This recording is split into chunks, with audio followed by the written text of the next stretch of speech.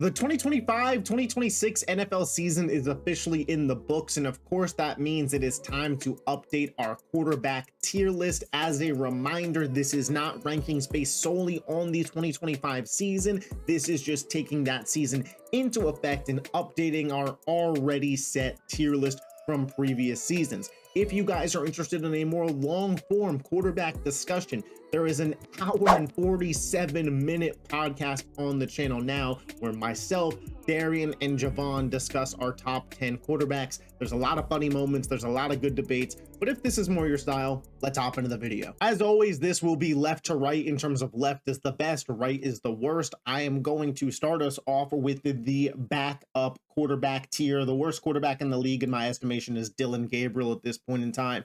The guy didn't feel like a starter coming out of a college. You got him into the NFL. The size wasn't there. The mobility was decent for a little while, but NFL defenses pretty quickly figured him out. He wasn't anything to be special about. Maybe you could argue that I'm a hater here, but I'm putting Tua Tagovailoa here. And Tua is a guy that I was never particularly high on, but I feel like the league and NFL fans have finally caught up to me. I said years ago when they paid him that was one of the worst contracts in NFL history. I got some pushback, but here we are today. Anthony Richardson, really an anomaly, right? One of the most athletic quarterbacks in football in terms of intangibles, throw power, speed, mobility, size, strength. He's got everything you want, but the IQ and the ability to just make consistently what people would refer to as easy plays is not there. Doesn't feel like he can run an NFL offense. Maybe, he's a Sam Darnold-esque story where another team takes a shot on him and we see if they could develop him. But Shane Steichen's a good coach and the Colts got a good system there. And if it's not working there, I have my doubts. Up next, Quinn Ewers, man, the guy that the Dolphins went with over Tua Tagovailoa. I feel like it's only fair for me to put him over Tua. The small sample size for Ewers doesn't really play in his favor. We didn't get to see too much out of him. His best weapon, arguably, in Tyreek Hill, he never got to play with. But overall, I thought Ewers was decent for a backup in the NFL. Up next, Justin Fields, man, similar to Anthony Richardson, another case of athleticism, just doesn't quite equal results on the football field. He's one of the fastest quarterbacks in the NFL today, and that mobility is there. In the run game, he's absolutely electric, and he does have more shining moments as a passer than Anthony Richardson, absolutely, but it just is too far and few in between for my liking. Up next, Mac Jones. I think we saw with Mac Jones this year for the San Francisco 49ers when Brock Purdy was dealing with injuries that he's one of the more high-end backup quarterbacks in football. I'd love to see Mac get a full run at being a starter somewhere else in the NFL now and see if he could have his Sam Darnold level resurgence. But for right now, I'll put him in the solid backup tier. JJ McCarthy. I think JJ McCarthy's mobility puts him a little bit above Mac for me, but Mac is a more accurate passer, so if you wanted to flip these guys, so be it. I just think the potential for McCarthy is still really there. He's still raw, super young. You got to think, too, that Minnesota offensive line was hurt at the beginning of the season, and then McCarthy was playing hurt at the end of the season, so I'm going to give him a little bit more grace. Jacoby Brissett, though, he was absolutely slinging it for the Arizona Cardinals. I know that the Cardinals weren't winning football games, but I don't think that that was at the feet of Jacoby Brissett at all. I thought he was an absolute dog this year as a backup. Old, great clips, Kirk Cousins still makes it here. A really solid backup again when Penix went down. I thought that Cousins stepped in and executed the offense really well. The mobility is just completely gone from his game at this point, but Kirk is still a pretty decent player. And then at the top of this tier, I got Shedeur Sanders. He's got really solid arm strength. Mobility is there, but his pocket awareness just isn't where it needs to be a starting level quarterback in football right now. I think the Browns will give him another run this upcoming season, as I think they should. This isn't me hating at Shedeur Sanders, but where he stands today is just a backup level quarterback. Moving into the mid category, we're going to start that off with Michael Penix Jr. I'm really worried about where Penix is going to land after these injuries, but overall, I thought he was a mid-level quarterback. There were some games that I thought he really shined against the New England Patriots. Him and Drake London, that connection was absolutely there. And there were games where I thought he was just flat out pretty bad. Against the Carolina Panthers comes to mind. So, pretty mid in my estimation. Geno Smith, talk about falling off of a cliff. There were people this offseason that said Geno was a better quarterback than Sam Darnold. Now Geno's barely making it into the mid category for me. I do still think that Geno is better than what he was last season overall. I did drop him in my rankings here, but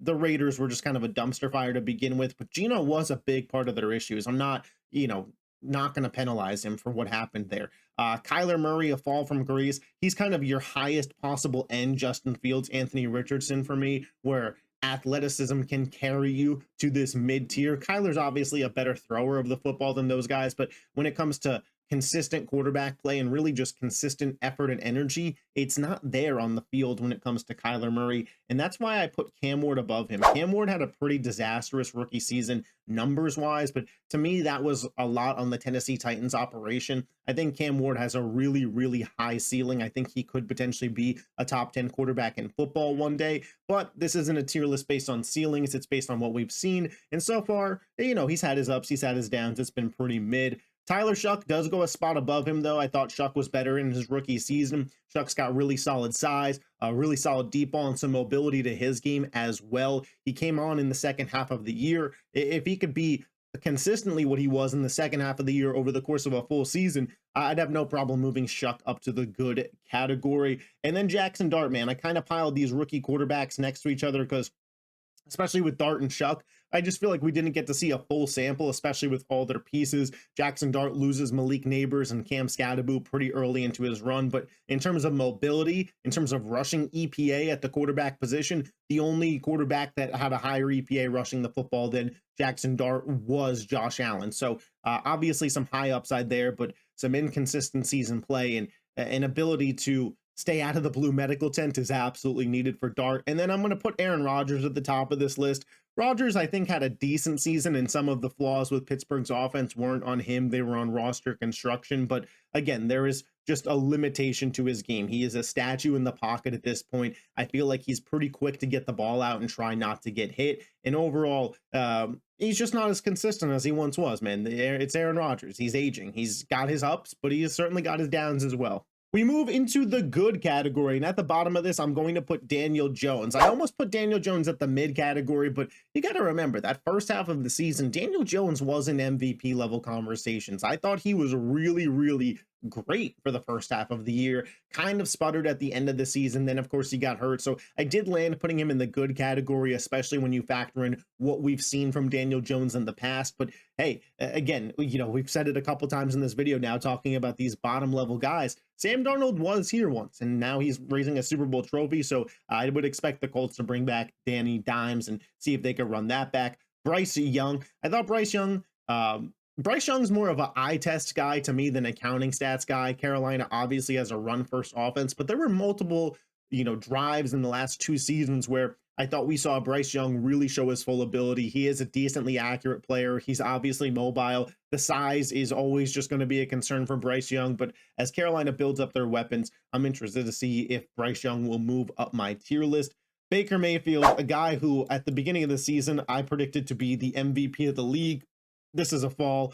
Baker's second half of the season was just a complete disaster, and it really makes you think, was the first half of the season kind of more luck-based? You look at Baker with weapons like Bucky Irving, Rashad White, Mike Evans, Chris Godwin, Emeka Egbuka, Cade Otton, Jalen McMillan. And I understand that those guys weren't there all season, but to not make the playoffs in a division that the team that did make the playoffs had a losing record, that's got to sting on Baker a little bit, and we have to duck him for that. We absolutely have to move him down because of that.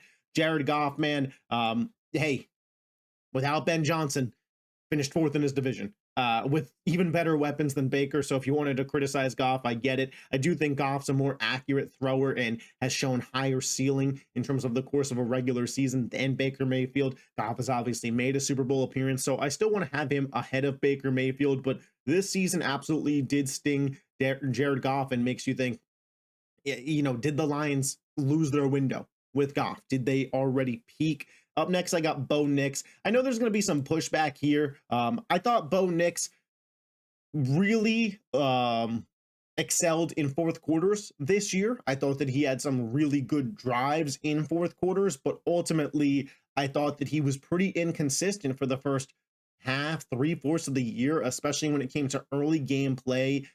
He could make some great throws, but he could also make some bad throws and had trouble leading that offense. Ultimately, I do think with him, Denver still could have made a Super Bowl, but I don't think that they would have beaten Seattle. So I have Bo Nix in this good category. Maybe it's a little low looking at it at this exact moment, but I would take the guys above him going into a season next year. So that's just the reality of what it is. For those keeping track at home, Bo Nix is 17 on this list, so we're now moving into the top 16, top half of the league. I have Trevor Lawrence, man.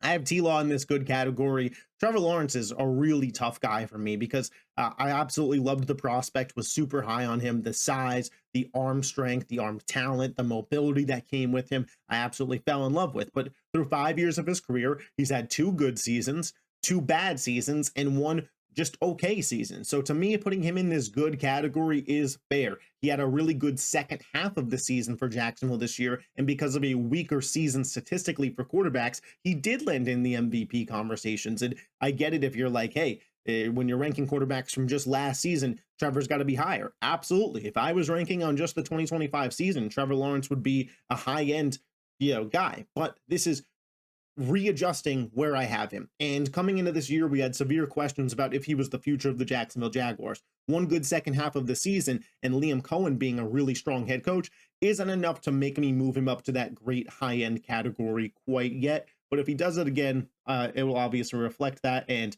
I have CJ Stroud above him. And I know that that's going to get a lot of pushback because CJ Stroud had a down year as well. CJ Stroud has shown a more consistent ability to win than Trevor Lawrence. He's won a playoff game every single year of his career thus far. So at the end of the day, CJ Stroud, to me, has a more proven track record. I know that the last game, especially versus New England, is going to sour in people's minds, and CJ Stroud's going to be the guy to make fun of, the guy to have fun making fun of this offseason, and that's cool. It is what it is. But to me, I'm not giving up on Stroud. Him and Trevor are pretty close to me. But my housemate, he's a Texans fan, and if I put Trevor above CJ Stroud, it's going to cause me problems at home. So I'm 50-50 on him. I'm giving the nod to Stroud. This is where we move into that great category, and there feels like a real tier jump here. Mid to good was a jump, but good to great, I feel like that's a level up. I'm going to start with Dak Prescott at 14. Listen, Dak is really, really solid, man. As a passer, you could argue he's top 10 at throwing the football in football. Absolutely. This year, we saw him lead one of the best offenses in football with Dallas, with guys like CeeDee Lamb, Javonte Williams, and George Pickens, and Jake Ferguson have a really good year, and Dak really did excel with Schottenheimer. But for me, he's at 14 for a couple of reasons. One, the mobility is completely gone from his game, and you guys that aren't new to the channel know I value mobility in a quarterback. I think it's a really, really important trait to have in the modern NFL with the way defenses are played, that your quarterback be a threat with his legs, and Dak Prescott just isn't that at this point in time. And also, Dak is a playoff choker. And just because he hasn't made the playoffs in the last 2 seasons, I think people have forgotten that. But he has a 2-5 record in the playoffs, and 5 of his games have either been meh to really bad. I can't let go of that wild card game versus Green Bay. To me, that still stings in my memory. The losses to San Francisco, the mind blunders, still sit there with me when it comes to Dak Prescott. So I can't move him higher because he's not doing what he does in the regular season on the biggest stage. Jordan Love, I find him better than Dak Prescott. Jordan Love's got a better deep ball. Jordan Love will drop back, throw off his back foot, and have me scared for my life, and it'll land in a breadbasket. Now, Jordan Love does have a little bit of a turnover problem that I do think, especially in the second half of this season and through the playoffs, he really did a great job cleaning up. If I could see that for a full season, he could absolutely move into being a top 10 quarterback. Jordan Love in the playoff game this year versus the Chicago Bears wasn't the reason his team lost. I thought he really excelled. And hopefully the Packers get Tucker Kraft healthy, get Micah Parsons healthy, and we can see the real ceiling of this team in 2026. I got Super Bowl champ Sam Darnold at the 12 spot here before we get into number 11. Darnold really impressed me, and it's back-to-back really strong seasons. He led a team to 14 wins both years. He has really solid arm strength. The mobility and pocket navigation is there. He's still got a little bit of a turnover problem, kind of a gunslinger type player, but ultimately it didn't end up costing Seattle. And the big thing was he was able to figure out when to be a gunslinger and when to turn it off. I feel like we saw that happen this season, particularly in that second game versus the Rams that they came back and won miraculously. I thought Sam was like, okay, this is the moment I become a game manager. And do what is just needed to get a victory. And I do think that that's an important skill for quarterbacks to learn. And I thought Darnold learned it. And then at number 11, I have Brock Purdy. You guys that have been following my content for a while know that I wasn't always the biggest Brock Purdy believer. Maybe even some people would call me a Brock Purdy hater from time to time, but I thought Brock has really improved the last 2 years despite the success in terms of a team for San Francisco not being shown. You know, you looked at Mac Jones in the middle of the season performing really well for the 49ers, and people were saying, oh, where is Purdy? Where, you know, do they need Purdy? Is Purdy worth the money? And he came back and that offense just popped to the degree. I think of the scramble play that he had against the Chicago Bears, where he rolls left, he's scrambling, juking out defenders, and finds Juszczyk in the back of the end zone. Like, that is a perfect play to represent the absolute growth that Brock Purdy has had as a player from when San Francisco made the Super Bowl last. And I was a little critical of him, saying, you know, he's not the reason that they're succeeding, that their offense was where it was. To now, I think he's a true driving force of San Francisco's offense. And if their guys could actually stay healthy next year, a reason he could,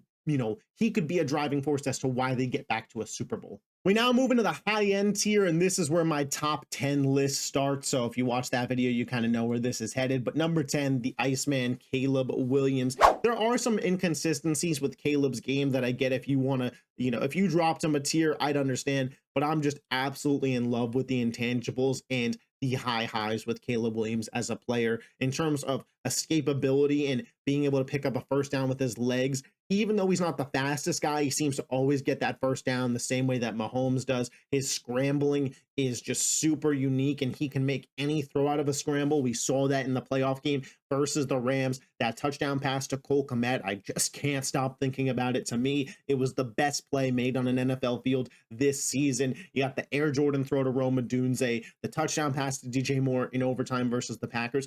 This guy can make the most difficult throws. However, he does still struggle with the layups, which is a fair criticism of Caleb Williams. You have to be consistent with the easy stuff to be one of the best quarterbacks in football. But even without that, I still think he just sniffs my top 10 category. And if he could become consistently good at the easy stuff, I think it's very easy to say that Caleb Williams could get to top 5 potential.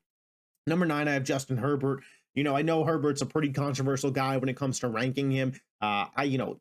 Do I hold last season in a vacuum against Herbert a ton? I don't. The offensive line wasn't that great. The run game wasn't there. I mean, there was points in the season where the offensive line was just quite literally the worst in football, and he did still will his team to the playoffs. But I am starting to have a concern about Justin Herbert as a playoff choke artist, similar to the way that I view Dak Prescott. And you know, Herbert and Dak have had pretty similar careers right now. So you may say, Dylan, why do you have Dak at 14, Herbert at 9? The big differences for me is the mobility. We saw the best rushing season out of Justin Herbert possible this year. And in terms of size and strength and throw power, Herbert is just the ceiling. The peaks have been higher than Dak Prescott for me, but the criticisms are equal.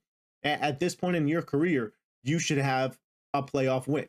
And in back-to-back seasons, not only do you have playoff losses, but you looked terrible in both of them. I'm going to ding you for that. I value playoff performance. And that's why I have Jaden Daniels above Justin Herbert. Yes, Jaden Daniels was hurt last year, but for me, I'm still remembering the guy he was in 2024, a guy who was a potential top 5 quarterback in football, a guy who took Washington, a team that just had the number 2 overall pick, to an NFC championship game and 12 regular season wins, a roster that clearly is not very good.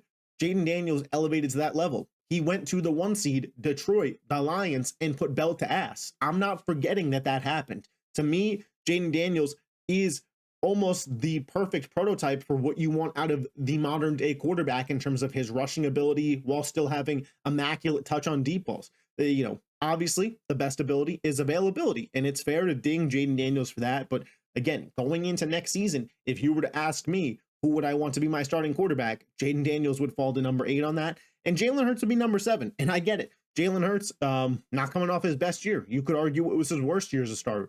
To me, I put a lot of that blame on Kevin Patullo. We have seen Jalen Hurts win at the highest level and step up and be a playoff riser.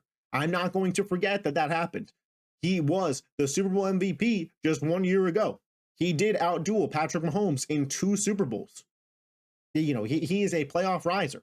His team put up 55 points in a conference championship game last year. he has made the playoffs every year of his career with a different offensive coordinator. There's a difference between regressing as a player completely and having a down year. I think Jalen Hurts just simply had a down year. And I know a lot of people, oh, tush push merchant this. Not a lot of guys ran it as effectively as Jalen Hurts did. The rushing touchdowns, I do give credit to that because he is a weapon offensively with that. I got Joe Burrow ahead of Jalen Hurts, though. Even though Joe Burrow struggles to stay available, and even though Joe Burrow doesn't see the winning success that Jalen Hurts' team does, I think there's no denying that when Joe Burrow's at his peak, he's just a far superior passer, and I'd be willing to take the risk with Burrow over Hurts or Daniels or Herbert going into a season, because when he is playing at his best, he is absolutely at that elite level. But for me, it's time to ding him a little bit when it comes to rankings and tier lists for us just not seeing that consistently out there and it not resulting in wins for his football team. In 2024, he was absolutely, a master at work with his craft. But in 2025, I thought, he kind of took a little bit of a step back, and he only played 8 games. So to me, it's fair to ding Joe Burrow a little bit, especially when we got the 2 MVP candidates ahead of him. I'm putting Drake May at 5. To some people, this may be premature, but he by far led the NFL in EPA for the quarterback position this year. I know the schedule was easy, but Drake May was absolutely dominating teams with his performance. So you face easy opponents, but you had tremendous success. And you look at the offensive line, not great. The weapons, it's Kayshon Boutte and Stephon Diggs. So his offensive personnel around him wasn't exactly elite either. It was just his elite play that elevated the New England Patriots to where they got to. A good combination of quarterback accuracy, throw power, and mobility. It's there for Drake May, but I'm still going Stafford above him. I think Stafford's been super consistent in terms of just throwing the football. He's top 3 in the NFL right now. Obviously there's a combination of himself, McVay, Puka that leads to such high level offenses, but there's a reason Stafford won the MVP this year, man. 46 passing touchdowns to just 8 interceptions is absolutely insane. He falls at number 4 on my list. And then we get to the elite category, man. Everybody knows it's the top 3. At 3, I still do have Josh Allen. Listen, I'll just rank them all now. I got Josh at 3, I got Lamar at 2, and then I still have Mahomes at number 1. The reason that I have Josh at 3, I feel like he takes a combination of what we see out of Lamar and Mahomes, but Mahomes is a better thrower of the football in terms of accuracy and avoiding turnovers, and I think their deep ball's roughly the same. And I think when healthy, Lamar Jackson is still a better runner of the football. Lamar and Pat both dealt with injury this year. I didn't think Josh did quite enough to pass either one of them. If Josh had gone on a deep playoff run, then maybe that would have been good enough. But Josh didn't have an MVP season without those guys playing. Josh didn't make it any further than the divisional round without those guys being in the playoffs due to injury or team construction. Yes, Josh is a high-level quarterback, but I don't think he did enough to pass either of those guys. Obviously, he's in the elite category because if you could build a freaking quarterback in a lab, he'd come out looking like Josh Allen. But ultimately, Lamar has been more efficient than Josh over the last 3 to 4 years. He's got more MVP awards than him. And Patrick Mahomes, I think even with one bad season, it's not like Josh or Lamar went and won a Super Bowl this year. It's not like Josh or Lamar went and won an MVP this year. It was Sam Darnold and the Seattle Seahawks and Matthew Stafford. And both of those guys moved up pretty significantly in my rankings, but not enough to touch the number 1 spot with Patrick Mahomes. So as we sit here today, these are my quarterback rankings. Let me know in the comment section. What do you agree with? What do you disagree with? I'm down to have whatever kind of debate you want to have. I know there's going to be conversations about that top 3, about Jalen Hurts, about Jaden Daniels, etc., etc. Let's chop it up in the comment sections. If you love the NFL and you're not yet subscribed to this YouTube channel, check it out. You like what you see, hit that sub button. I'll catch you next time. Peace.